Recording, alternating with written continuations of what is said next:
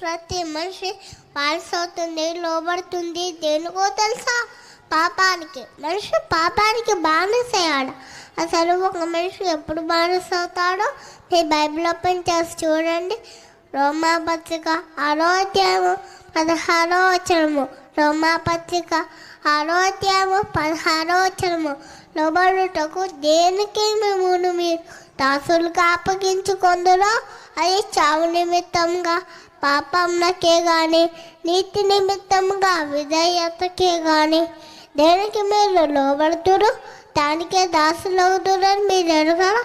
ఒక మనిషి దేనికి లోబడితే దానికే దాసుడు అవుతాడట.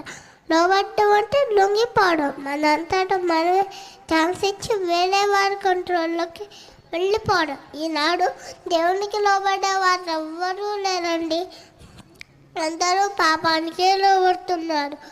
ఆది తల్లి అయిన హవ్వ మొదలుకొని ఒక్కొక్కరు ఒక్కో దానికి, కొందరు దానానికి, కొందరు రతకాలానికి, కొందరు మద్యానికి, కొందరు మత్తు పదార్థాలకు, కొందరు స్త్రీలకు, కొందరు సెల్ ఫోన్లకు, కొందరు విలాసాలకు. ఓవరాల్గా అందరూ అవ్వాదికే లోబడుతున్నారు, పాపానికి దాసులు అవుతున్నారు.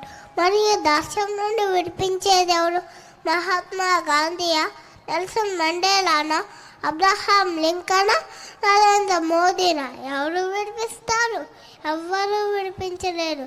పాపం అనే బానిసత్వం నుండి మనిషిని విడిపించిన, విమోచించిన ఏకైక వ్యక్తి నా క్రీస్తు యేసు మాత్రమే. ఆయన ప్రాణత్యాగం ద్వారానే, ఆయన పవిత్ర రక్తం ద్వారానే మనిషికి పాపం విమోచన.